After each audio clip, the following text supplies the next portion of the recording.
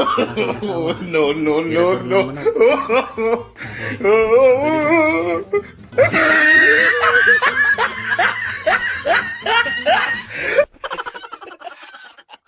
Pag-ahuli ng...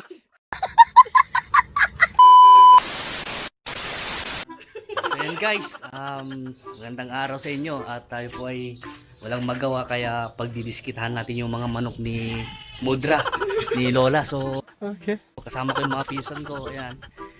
Si Raisa, ayan o. Ayaw kunin na yung camera. Ayan, so ayun po at titignan po namin yung manok mo ngayon na kakatayin po namin dahil wala nga pong magawa at ba't walang maulam na at nagtaghirap na po. So ito na po yung mga tanim ni Lola di sa garden niya. Oh, may mga ito ano boss? Ano bakit kalabasa? Ayan, ng aking misis. Dati po siyang tirador ng manok. Pero ngayon po tirador pa rin po ng manok. Wala siya. So paano yan? So ayan po at babalikan po natin mamaya dahil yung kanyang manok ay namasyal po siguro kaya baka nagutom. Ayan, so wala po yung manok. So sabi po ni mother ni Lola na may option daw ko. Ayan. At saglit lang. Huwag ka maingay, saglit lang. Titignan ko muna. Yan, mayroon doon sa may tikles. Isa sa tikles. Dito. Wala. Yun lang sa tikles. Ang lit nga lang. Maliit. Ayan, sige nga. O, ayan. Ang aking asawa. Tirador ng manok. Okay. Saglit lang. Okay. Wow.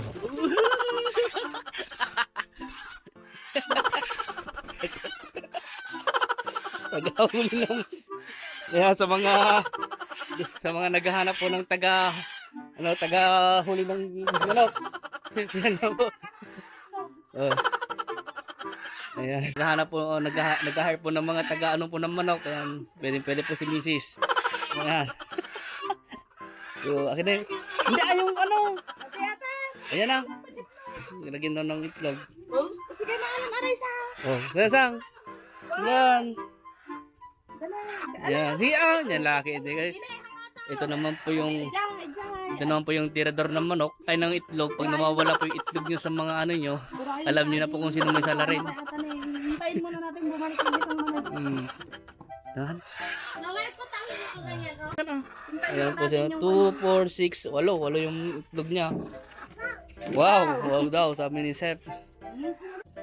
So ayun guys, hindi ko po namin nahuli yung isang manok kanina at yung try namin huliin din po kanina ay nakatakas. So ngayon babarilin na po natin.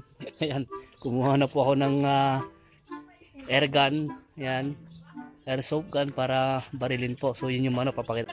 Ayun na po yung manok. Ayun. Yung kulay puti papa. Yung kulay puti na yun na tumatakbo na yun na yung manok.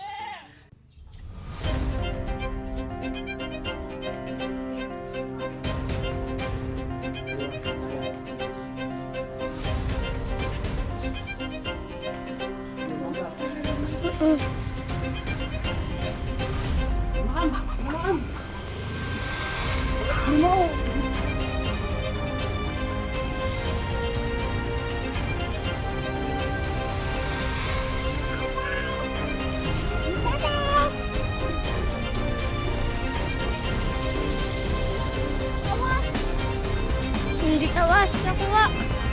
Ayan po, nakuha na po namin. Tatlong tama. Tibay. Yung isa sa paa. Ewan ko lang yung dalawa ko sa tumama.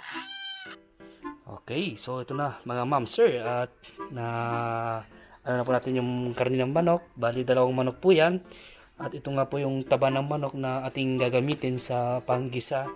Sa sibuyas, bawang, at tsaka luya. So let's go. Igisa na po natin. Ayan mga ma'am sir, at magigisa na po tayo ng bawang, sibuyas, tsaka luya. Ayan po. Nalagyan na natin. Laki mo dito para makita. Dito, pakita mo ito. Ayan. Ayan.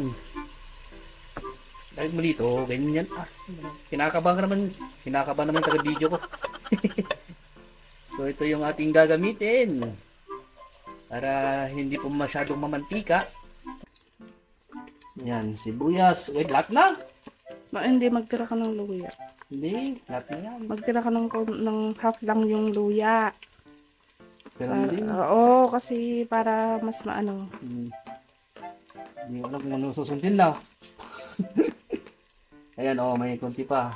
May tira ako. Wow! Amoy pa lang. Nangamoy na.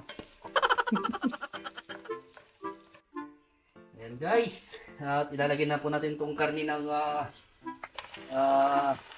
manok na galing po sa kapitbahay. Pasensya na po sa kapitbahay. Kung kulang yung manok nyo, manghingi na lang po kayo ng ulam dito. So, bali dalawang manok po ito. Ayan dalawang ulo. Pag laki naman, tapos lang kinahati mo na to. Hindi. Ang ganda ng kulay Yan. Native. So, native po yan. Kaya yung sabaw po niya, dilaw. Sausan natin magic sarap. Paminta, saan yung paminta? So, ito po yung paminta. So, gato karami ba? Powder lang para dahil may mga Wow. bata. Yan. Sarap ng So, ilagay natin itong natirang luya po kanina. Yan. Saka natin imekos-mekos yan, insan. So, ito po, maglalagay po tayo ng isang sachet ng sibuyas. ng magic sarap. Baka naman. Magic sarap. At meron ko nakalimutan pala. Nor. Yan, nor. So, lagyan din na isang nor para at least lasang manok talaga. So, lagyan din ng isang nor. Baka naman, nor. Kahit isang ano lang, bundle lang. So, ito po yung nor. Nor manok. Nor cubes. Ayan. Ayan si Mrs. Siya po yung mag-ano ng ampalaya. Dahil hindi ko ako marunong ng ganyan. Kasi lumaki po ako sa Sa farm. Senador, lumaki po ako sa farm. sa farm. Your Honor, lumaki ako sa farm. So ito na po, mga boss, yung ating tinolang manok naluto na. Ulit, ayan. Okay. Ayan na po si Mrs. Kumukuha na po ng ulam. Ayan, sarap. So yan na po yung finished product na niluto natin kanina. At syempre, luto po natin. Pero si Mrs. po yung timpla. Ayan. So, ganito po muna. At please, share po at pa-like, pa-subscribe at pa-follow po sa ating vlog. So, God bless po.